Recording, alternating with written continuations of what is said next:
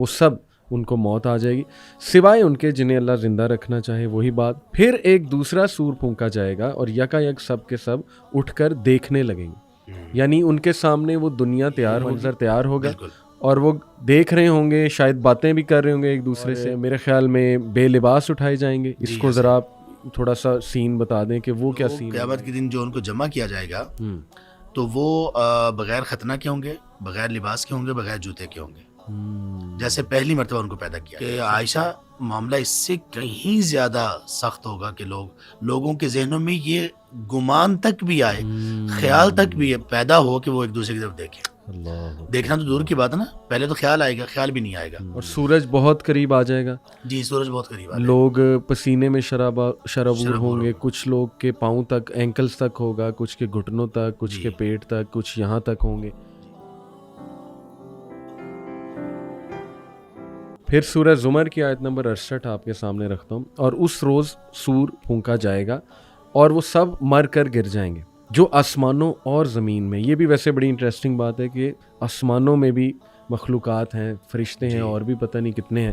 وہ سب ان کو موت آ جائے گی سوائے ان کے جنہیں اللہ زندہ رکھنا چاہے. وہی بات. پھر ایک دوسرا سور پھونکا جائے گا اور یکا یک سب کے سب اٹھ کر دیکھنے لگیں گے. یعنی ان کے سامنے وہ دنیا تیار ہوگی, وہ منظر تیار ہوگا اور وہ دیکھ رہے ہوں گے, شاید باتیں بھی کر رہے ہوں گے ایک دوسرے سے. اور میرے خیال میں بے لباس اٹھائے جائیں گے. اس کو ذرا آپ تھوڑا سا سین بتا دیں کہ وہ کیا سین ہوگا ایک دم اٹھ کے. جو اس میں نا من فی السماوات کے جو الفاظ ہیں, جو کچھ آسمان جو زمین میں ہے, سب ہی وہ ایک دفعہ بے ہوش ہوں گے اور پھر دوبارہ اٹھ کے دیکھنا شروع کر دیں گے. آسمانوں میں کیا چیز ہے یہ غیب سے متعلق ہے. ٹھیک ہے. اللہ تعالیٰ نے اس کے بارے میں بتایا ہے کچھ. ان آسمانوں میں صرف فرشتے نہیں ہیں, بالکل انسان بھی ہیں. اور وہ ہیں جو اللہ تبارک و تعالیٰ نے ہمیں بتائے ہیں, رسول کریم صلی اللہ علیہ وسلم. آپ نے وہ انبیاء کا بتایا نا, پہلے آسمان میں وہ ہیں, بچے بھی ہیں, اور دوسرے میں وہ ہیں, تیسرے میں. یہ ایک ترتیب ہے. اس کا مطلب ہے کہ وہاں پر لوگ موجود ہیں, لیکن وہ سارے وہ لوگ ہیں جو اس دنیا سے زندگی گزار کے جا چکے ہیں. ٹھیک. اس کے علاوہ اور کوئی معلومات قرآن یا حدیث میں ایسی نہیں ہے. صحیح. یہ پہلی بات. فَإِذَا هُمْ قِيَامٌ يَنظُرُونَ, یہی ہے نا شاید میں, فَإِذَا هُمْ قِيَامٌ يَنظُرُونَ. سوری میں نے کلوز کر دیا. جی کوئی بات نہیں. اچھا, اس میں ہے کہ وہ ایک دوسرے کو دیکھنے لگیں گے. واقعی ایسا ہی ہے کہ یہ ساری چیزیں بالکل مختلف ہوں گی. صحیح. اور مختلف وہ جو کھڑے ہو کر دیکھیں گے نا, وہ ایک دوسرے پر نظر تو ان کی جو پڑ سکتی ہے, لیکن وہ سب کی توجہ اوپر ہوگی, ایک دوسرے کی طرف دیکھ نہیں رہے ہوں گے. اچھا. اس لیے کہ صحیح مسلم میں جو آپ صلی اللہ علیہ وسلم نے ہمیں آگاہ کیا اس دن, اس وقت, اس موقع پر, یحشر الناس یوم القیامت حفاۃ عراۃ غرلا, کہ لوگ قیامت کے دن جو ان کو جمع کیا جائے گا تو وہ بغیر ختنہ کے ہوں گے, بغیر لباس کے ہوں گے, بغیر جوتے کے ہوں گے, جیسے پہلی مرتبہ ان کو پیدا کیا گیا. صحیح. سب لوگ ایسے ہی ہوں گے. ٹھیک ہے. اچھا, یہاں پہ پھر وہی سوال آئے گا, خاص طور پہ ہمارے نوجوانوں کے ذہنوں میں بھی یہ سوال آئے گا, سب کے ذہنوں میں, کہ مطلب یہ کیسے مرد و خواتین سب بے لباس ہوں گے تو کیا ہوگا. یہی سوال سیدہ عائشہ رضی اللہ عنہا کے ذہن میں بھی آیا. ٹھیک ہے. اچھا, یہاں پہ اس سے ایک بات میں اور بھی بتا دوں, کچھ ہمارے لوگ نا نوجوانوں کے ذہنوں میں آنے والے سوالات سے غصہ کر جاتے ہیں. سبحان اللہ, غصہ کرنے کی کوئی اس میں بات ہی نہیں. صحیح, بالکل صحیح. اس کی کم علمی بھی ہو سکتی ہے, اس کے ذہن میں سوال آیا. صحیح. اور اس کا جتنا علم ہے یہ سبب بھی ہو سکتا ہے, کنفیوژن کسی شخص نے ڈاؤٹ ڈالا وہ بھی ہو سکتا ہے. اگر آپ کے سامنے یہ سوال کیا جا رہا ہے تو آپ اس کا جواب دیجئے. بالکل ٹھیک. بتا دیجئے کہ یہ سوال آپ کے ذہن میں جو اٹھ رہا ہے یہ ڈاؤٹ ہے یا اس کی کوئی اور لاجک ہے. تو سیدہ عائشہ رضی اللہ عنہا نے یہ سوال اٹھا دیا. اچھا. اے اللہ کے رسول, مرد و خواتین سارے کیا ایک دوسرے کی طرف دیکھیں گے نہیں؟ اور اس سے یہ بھی پتہ چلتا ہے کہ یہ سیدہ ام المؤمنین عائشہ رضی اللہ عنہا کس قدر پاکیزہ تھی کہ ان کو وہاں پر بھی اپنی حیا کی فوراً خیال آیا کہ حیا کا لوگ ایسے کیسے ہوگا. تو آپ نے فرمایا الامر اشد من ان یہمہم ذلک, کہ عائشہ معاملہ اس سے کہیں زیادہ سخت ہوگا کہ لوگوں کے ذہنوں میں یہ گمان تک بھی آئے, خیال تک بھی پیدا ہو کہ وہ ایک دوسرے کی طرف دیکھیں. دیکھنا تو دور کی بات ہے نا, پہلے تو خیال آئے گا, خیال بھی نہیں آئے گا. تو اس طرح سے پھر یہ سارے لوگ اٹھیں گے, اور اٹھنے کے بعد سارے ان کی نظریں آسمانوں کی طرف لگی ہوں گی. اس کی ایک آیت سورہ ابراہیم میں بھی ہے, اس میں یہ ہے کہ وَلَا يَحْسَبَنَّ اللَّهُ غَافِلًا عَمَّا يَعْمَلُ الظَّالِمُونَ إِنَّمَا يُؤَخِّرُهُمْ يَوْمًا تَشْخَصُ فِيهِ الْأَبْصَارُ. آنکھیں پھٹی کی پھٹی رہ جائیں گی. صحیح. مہطعین مقنعی، اور اس دن وہ پھر اپنی سروں کو اٹھائے ہوئے اور تیزی سے دوڑتے ہوئے جا رہے ہوں گے. تو اپنے سروں کو اٹھائے ہوئے ہوں گے وہ. ٹھیک ہے. آنکھیں ان کی پھٹی رہ جائیں گی، دل پھٹے کے پھٹے رہ جائیں گے. صحیح صحیح. اچھا. تو یہ مرحلہ ہوگا. اب یہ ہے کہ یہاں پہ یہ دوسرا ایونٹ ہے سور پھونکے جانے کے بعد سارے لوگوں کے یہاں پہ جمع ہونا اور ایک نئی دنیا کو دیکھنا، ایک نئی زمین اور سب ہر چیز نئی ہوگی. صحیح. یہاں پر پھر آگے ایک لمبا قیام ہے لوگوں کا. یہ میدان حشر ہے. یہ میدان حشر ہے. میدان حشر شیخ عرفات معروف ہے اس کے لیے. ہاں نہیں، وہ میدان حشر ہے حاجیوں کے لیے. صحیح. اس میں تو ابھی حاجی بڑی مشکل سے پورے آتے ہیں. بالکل ٹھیک. تو وہ نہیں، یہ قرآن کریم میں یہی سورہ ابراہیم میں ہی آخری آیات میں یوم تبدل الارض غیر الارض والسماوات، یہ زمین بھی اور آسمان بھی کسی اور زمین اور آسمان سے بدل دیے جائیں گے. وہ زمین آسمان تو اللہ کی مٹھی میں، اور ستارے بے نور اور چاند سورج سب کچھ وہ تو ختم. یہ زمین بھی ختم، کچھ اور ہوگا، کوئی اور زمین ہوگی. تو یہ حدیث ضعیف ہے. کون سی؟ یہ جو عرفات، یا یہ حدیث ہے ہی نہیں؟ نہیں، یہ آپ صلی اللہ علیہ وسلم سے ثابت نہیں ہے ایسی کوئی بھی بات. ایسی کوئی بھی بات ثابت. شام کا بھی میں نے سنا تھا کہ آتا ہے شام کے علاقے. ہاں، اس کے متعلق آتا ہے. صحیح. وہ کیا ہے؟ تو وہ اس کو ارض محشر کہا جاتا ہے. اچھا جی. لیکن یہ کہ اس وقت زمین یہ نہیں ہوگی. زمین یہ نہیں ہوگی، وہ تو اوبیسلی ایک نیو کریشن ہے. سب کچھ وہ نیا ہوگا. ٹھیک. لیکن یہ شام کے متعلق جو بات ہے یہ بھی قابل تحقیق ہے. ٹھیک ٹھیک.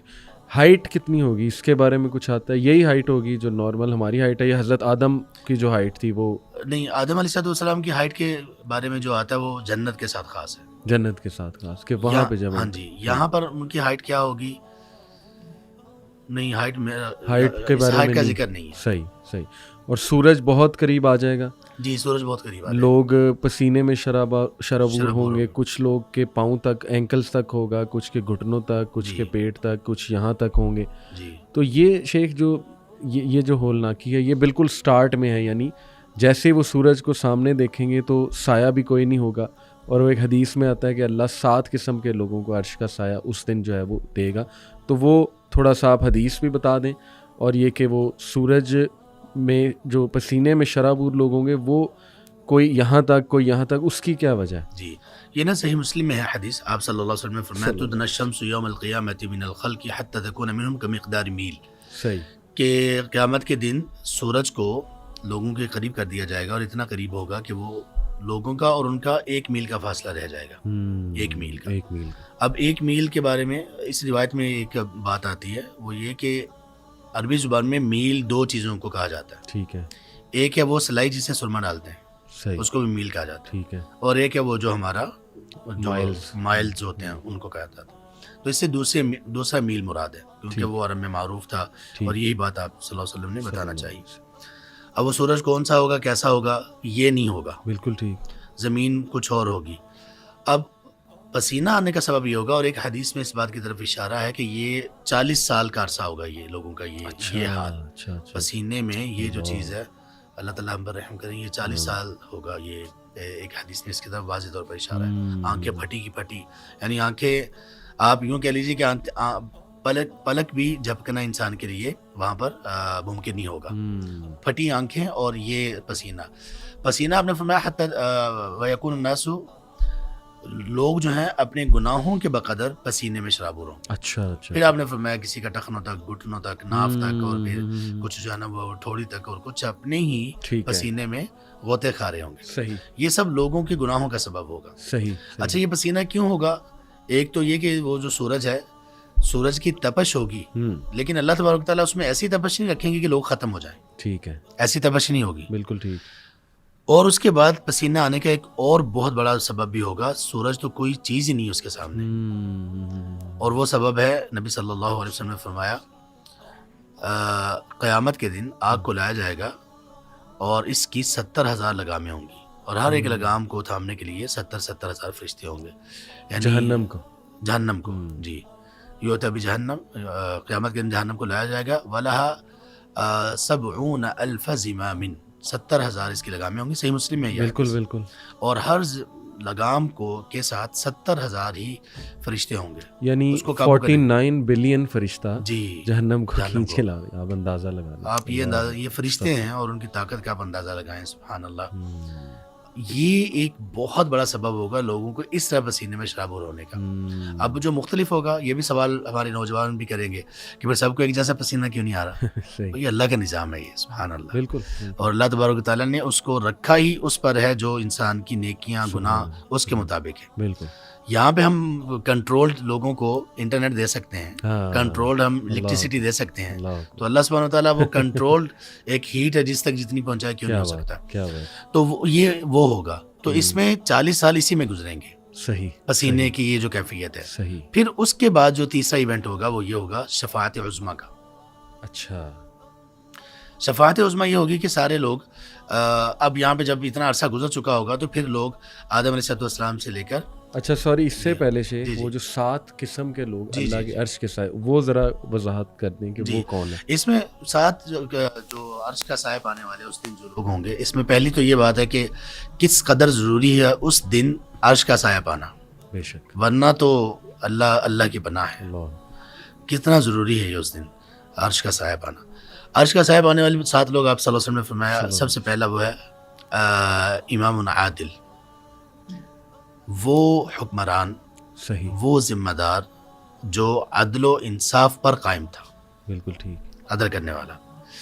دوسرے نمبر پر وہ نوجوان جس نے اپنی جوانی خاص طور پر اللہ کی عبادت میں گزاری, اللہ کی فرمانبرداری اور غلامی میں گزاری. صحیح.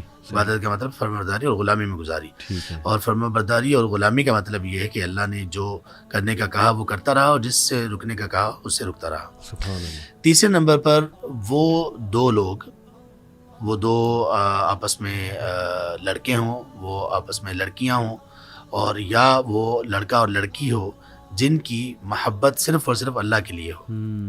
اللہ کے لیے ہی وہ جب آپس میں ملیں تو تب بھی اللہ کے لیے محبت ہو, اور جب وہ جدا ہوں تب بھی اللہ کے لیے محبت ہو.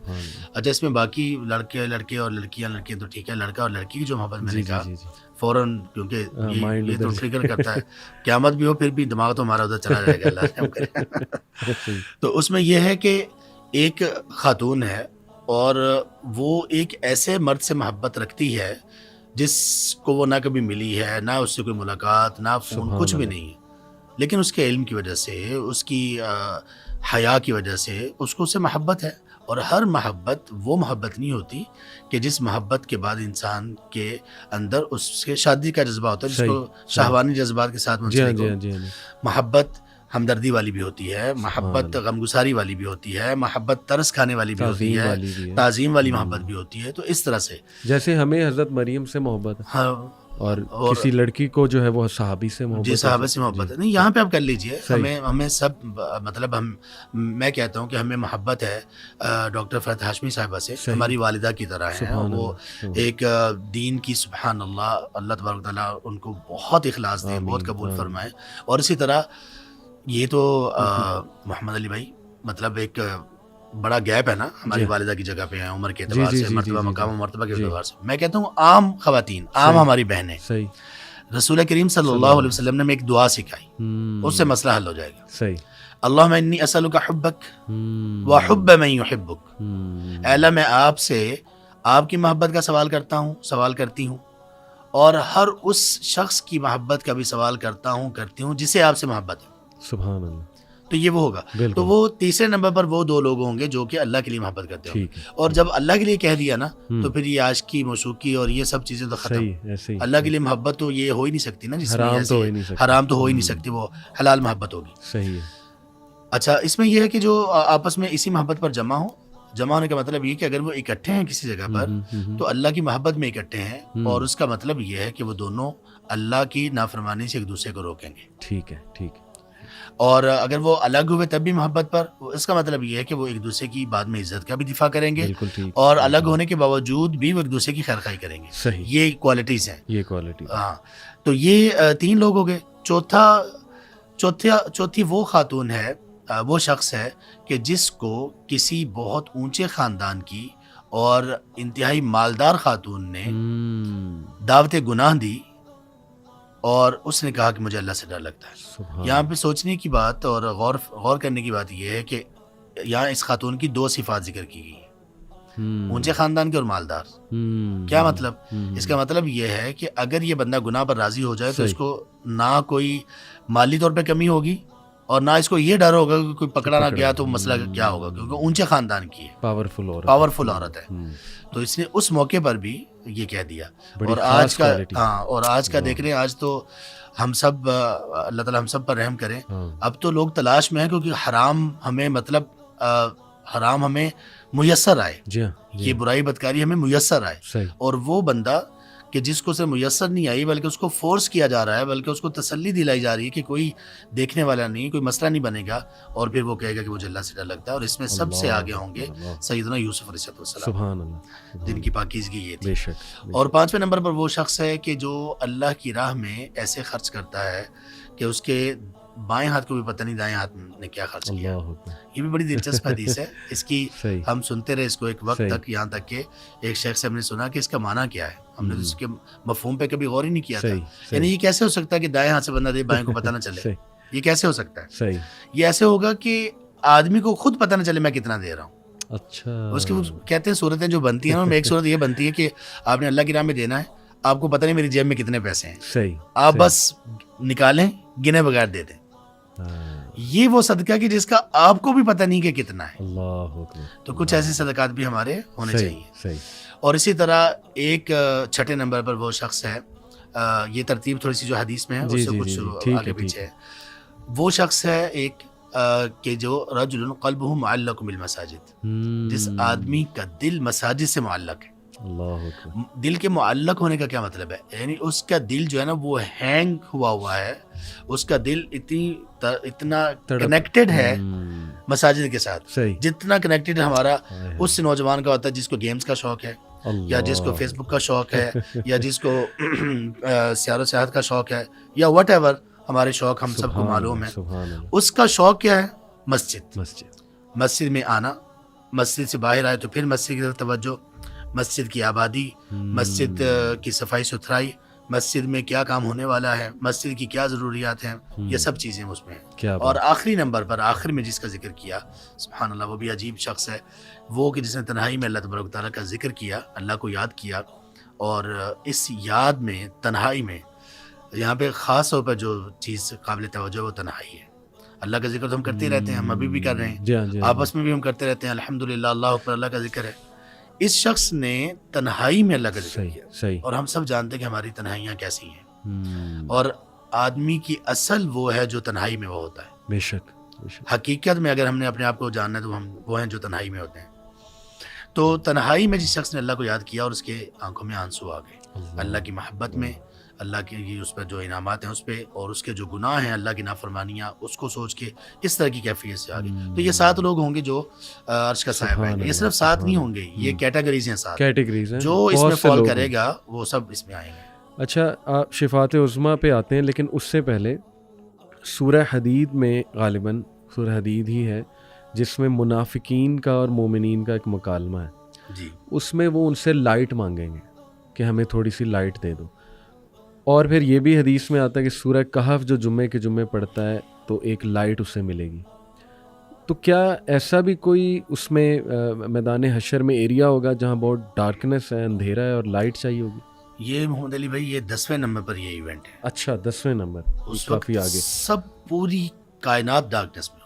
ٹھیک ہے، چلیں اس پہ ہم پھر تبھی آتے ہیں، وہ اسٹیپ بائی اسٹیپ جو ہے نا. شفاعت عظمیٰ جو ہے اس کے بارے میں یہی معروف ہے کہ جو لوگ ہیں وہ بہت پریشان ہوں گے اور ریکویسٹ کریں گے، اللہ کے نبی صلی اللہ علیہ وسلم کو ڈھونڈ رہے ہوں گے. میرے خیال تمام انبیاء کے پاس جائیں گے، ان سے ریکویسٹ کریں گے، لیکن ہر نبی کچھ عذر پیش کرے گا. اور پھر فائنلی اللہ کے نبی صلی اللہ علیہ وسلم کے پاس آئیں گے کہ شروع کروائیں حساب کتاب. یہ وہی ہے، ایم آئی رائٹ؟ جی وہی ہے. ٹھیک ہے. اس کو شفاعت عظمیٰ کہا جاتا ہے، یعنی سب سے بڑی جو سفارش ہے یہ شفاعت عظمیٰ ہے. ٹھیک ہے. تو اس میں اچھا، اس سے پہلے ایک اور چیز بھی ہے جی، وہ اس کو آپ 3 نمبر پہ رکھ لیں، اس کو 4 پہ بے شک ٹھیک ہے، یا اس کو 3 پہ بھی رکھا جا سکتا ہے، وہ اسی کے تسلسل میں آ جائے گا. ٹھیک ہے. وہ یہ ہے کہ اسی موقع پر صحیح حوض کوثر بھی اللہ کی طرف سے ظاہر کر دیا جائے گا. اچھا. تو آپ جب سفارش کریں گے بڑی کہ سوال جواب شروع کر دیے جائیں، تو پھر اس کے بعد لوگوں کو پانی پلانے کا سلسلہ بھی شروع ہو جائے گا۔ اس سے تو پہلے لوگوں کو ہوش ہی نہیں ہوگی نا، بن کیا رہا ہے، اسی پہ بھی ہوں گے۔ تو اس کے بعد پھر یہ حوض کوثر بھی سامنے آ جائے گا، اور اس میں پھر وہ جس بندے کے دل میں ایمان بھی ہے اور نبی صلی اللہ علیہ وسلم کی اتباع ہے، اور خاص طور پر جو حدیث کے الفاظ ہیں وہ بدعت سے بچنے والا ہو، اس نے نبی صلی اللہ علیہ وسلم کے دین میں کوئی نئی چیز نہ ڈالی ہو، صحیح، اور جو لوگ ایسے مسلمان ہوں گے ان کو وہاں سے دھتکار دیا جائے گا، اور جو اس دن حوض کوثر سے دھتکار دیا گیا اس کے لیے بڑا مشکل ہو جائے گا آگے سروائیو کرنا۔ شیخ سب ڈھونڈ رہے ہوں گے اللہ کے نبی صلی اللہ علیہ وسلم، کیا اللہ کے نبی صلی اللہ علیہ وسلم نے خود کوئی اپنی لوکیشن بتائی کہ مجھے یہاں ڈھونڈنا یا میں یہاں پہ کھڑا ہوں گا؟ ایسا نہیں ہے۔ اچھا، اس میں ایک یہ بھی ہے کہ لوگوں کو ممکن ہے کہ لوکیشن کا معلوم ہو جائے کہ جو انبیاء جہاں پر ہیں وہ موجود ہوں۔ پہلے تو لوگوں پر گھبراہٹ اتنی زیادہ ہوگی کہ لوگ اس طرف ان کا ذہن نہیں جائے گا، وہ صرف اس پہ ہوں گے کہ ہو کیا رہا ہے۔ ٹھیک ہے، پھر ایک وقت کے بعد وہ تلاش کریں گے، صحیح، اور تلاش کرنے میں جو ان کی تب سمجھ میں آئے گا وہ کہیں گے کہ جانا چاہیے سب سے پہلے آدم علیہ السلام کے پاس۔ یہ بھی ممکن ہے، اور یہ بھی ممکن ہے کہ ان کو سب سے پہلے آدم علیہ السلام ملیں۔ ٹھیک ہے، تو پہلی چیز کا امکان زیادہ ہے، اس لیے کہ وہ ہر نبی کے پاس نہیں جائیں گے، انہی انبیاء کے پاس جائیں گے، اور ایک بات سوچ کر جائیں گے کہ آدم علیہ السلام کے پاس پہلے کیوں جانا ہے؟ اس لیے کہ وہ ابو البشر ہیں۔ نوح علیہ السلام کے بعد دوبارہ کیوں آئیں گے؟ کہ وہ پہلے رسول ہے زمین پر۔ ٹھیک ہے، اور پھر موسیٰ علیہ السلام کے پاس کیوں آئیں گے؟ کلیم اللہ ہیں۔ عیسیٰ علیہ السلام کے پاس کیوں آئیں گے؟ روح اللہ ہیں۔ صحیح، اور پھر نبی صلی اللہ علیہ وسلم کے پاس وہ آئیں گے۔ بالکل ٹھیک۔ تو چلیں، شفاعت عظمیٰ میں اللہ کے نبی صلی اللہ علیہ وسلم بھی سجدہ ریز ہوں گے اللہ کے آگے، اور کافی عرصہ ہے وہ سجدے میں گرے رہیں گے، اور اس کے بعد پھر اللہ سبحانہ وتعالیٰ ان کی ریکویسٹ مانتے ہوئے حساب کتاب شروع ہو جائے گا۔ اس کے بعد حساب شروع ہو جائے گا اس کے بعد۔